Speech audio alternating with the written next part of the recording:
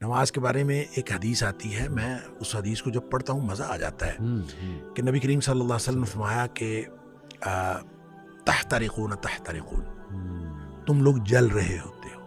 اب دیکھیں نبی اکرم صلی اللہ علیہ وسلم کا کلام وہ ہے جن کو اللہ نے فرمایا، اللہ تعالیٰ نے نبی پاک صلی اللہ علیہ وسلم فرمایا اللہ نے مجھے اوتیت جوامع الکلم، مجھے کلام کی جامعیت عطا کی گئی، یعنی تھوڑے الفاظ سے زیادہ مفہوم نکلتا ہے۔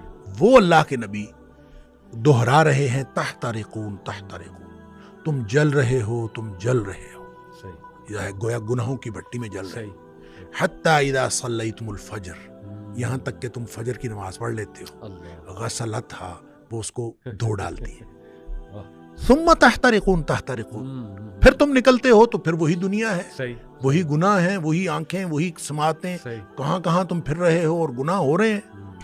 شکر ہے آگے ظہر کی نماز کا وقت آ جاتا ہے، حتی اذا صلیتم الظہر غسلتھا، تم ظہر کی نماز پڑھتے ہو اس کو دھو ڈالتی ہے۔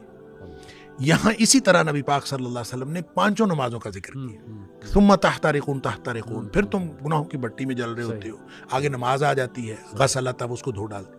لیکن جب عشاء کی نماز کی بات کی نا تو آپ نے فرمایا کہ حتی اذا صلیتم العشاء غسلتھا، وہ اس کو دھو ڈالتی ہے۔ اس کے بعد آپ نے ثم تحترقون نہیں فرمایا، آپ نے فرمایا تو ثم تنامون، پھر تم سو جاتے ہو۔ فرمایا پھر کچھ نہیں لکھا جاتا، یعنی پھر گویا وہ جو تحترقون ہو رہا تھا، گناہ ہو رہے تھے، وہ گناہ ختم ہو گئے۔ سوئے ہوئے کے آدمی کا تو کچھ نہیں لکھا جاتا، تو سوئے ہوئے سے قلم اٹھا لیا جاتا، تمہارے اوپر کچھ نہیں لکھا جاتا حتی تستيقظوا، جب تک تم جاگ نہ جاؤ اس وقت تک کچھ نہیں لکھا جاتا۔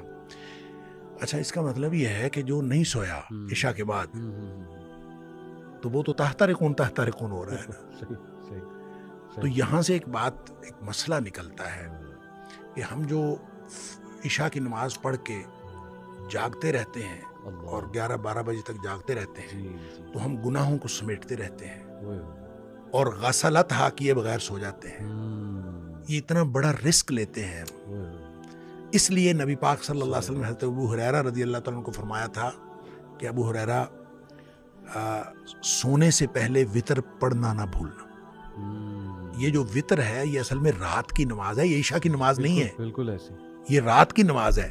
تو جس شخص نے تو عشاء کے بعد فوراً سونا ہے وہ تو عشاء کے ساتھ پڑھ لے کہ اس نے سونا ہے اس کے بعد۔ تو جس نے نہیں سونا، رات 11-12 بجے تک جاگنا ہے، تو وہ پھر وتر نہ پڑھے تاکہ وہ اپنے سونے سے پہلے وتر پڑھے۔ وہ جو جتنا کچھ تحترقون تحترقون ہوا ہو اس کو غسلتھا کر دے اور پھر آدمی سو جائے۔